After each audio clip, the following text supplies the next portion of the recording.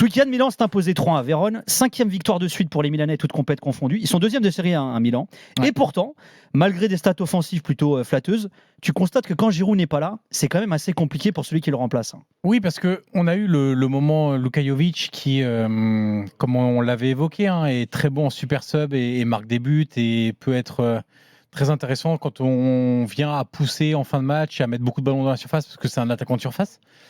Okafor n'est pas un 9 et n'a pas tous les repères du numéro 9 et surtout quand tu es derrière Giroud, c'est un peu compliqué même pour une typologie de jeu qui est développée avec Giroud maintenant depuis quelques saisons. Et effectivement, sans Giroud, c'est beaucoup plus difficile pour les numéros 9 et on le voit à chaque fois que Giroud est sur la pelouse.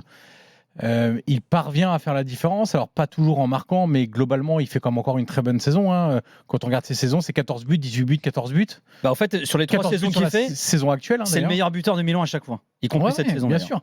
Et se souvenir quand même qu'il a coûté 1 million d'euros quand ils l'ont pris. Donc il y avait, je crois, un 2e million d'euros, une sorte de bonus, et je pense qu'elle a été débloquée. Mais ça a été une super recrue de l'ère, entre guillemets, entre Elliott et maintenant Redbird.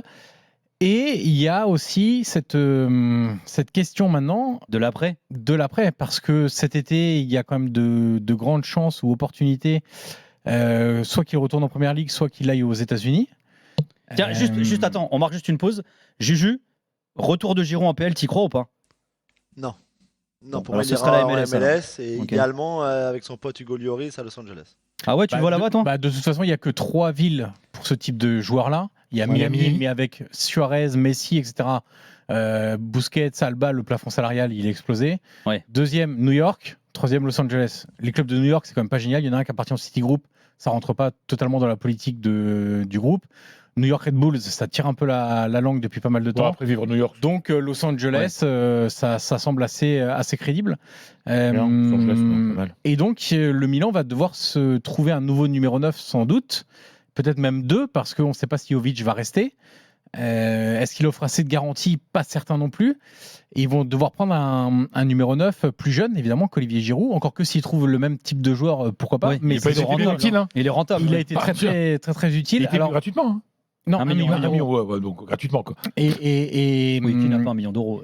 Pour bien un sûr. club, non, mais un joueur comme ça, 1 million. Oui, et il y a pas mal de candidats, notamment Joshua Zirkzee. C'est pas toujours facile parce que il y a une clause avec le Bayern. De Bologne. Ouais. Il y a une clause avec le Bayern. Le Bayern prendra 50% de la revente. Ah oui. Et il y a aussi une possibilité pour le Bayern de le reprendre à 40 millions d'euros. Alors là, je me tourne vers Polo. Le retour de Zirkzee, on en parle ou pas en Allemagne? On en a parlé pendant un moment, notamment Rummenigge, mais le problème, c'est pourquoi tu l'as fait partir. C'est-à-dire qu'en fait, si Zirkzee revenait au Bayern Munich, évidemment pas au même prix à laquelle il est parti, ça montrerait une fois de plus, en tout cas sur la gestion des jeunes, que le Bayern Munich n'est pas le club le plus en pointe sur ces questions-là. Et donc, si tu veux, tout de suite, la presse s'intéresse à ça. Donc, il faut toujours qu'il y ait un dirigeant du Bayern, en l'occurrence Rummenigge, pour dire oui, ça serait intéressant, il nous a aidés. La question, c'est, et je ne sais plus, c'est la semaine dernière ou il y a 15 jours, on en parlait un peu de la nouvelle politique du Bayern, il fallait trouver de l'argent.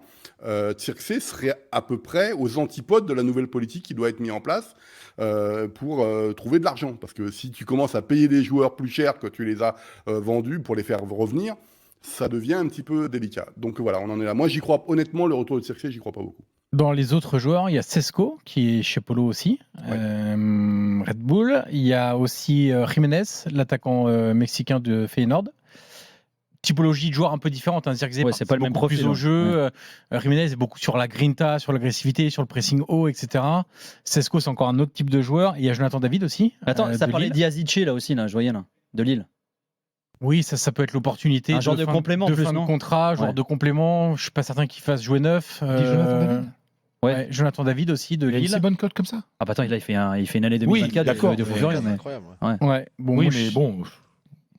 Non, moi je sais pas quel peut être le potentiel de. J'arrive pas à.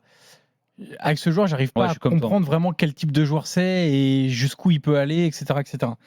Mais attends, juste un truc. Pourquoi il reste pas à Milan? Ils veulent pas le garder? Lui, il veut non, pas Milan voudrait plutôt le garder. C'est plutôt lui et pour des raisons familiales et notamment moi, ce qu'on m'a dit à Milan, c'est que sa femme se plaît pas trop dans la ville. Ah.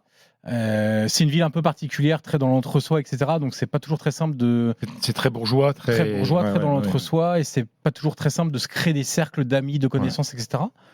Donc apparemment, ça se déciderait plutôt à ce niveau-là et pas spécialement sportivement, parce que Milan serait tout à fait OK de garder Giroud et de prendre un autre neuf et de dire à Giroud, bah, tu partageras un peu plus le temps de jeu, etc. Ce qui devait déjà être plus ou moins le cas cette saison et qui ne l'est pas tant que ça finalement.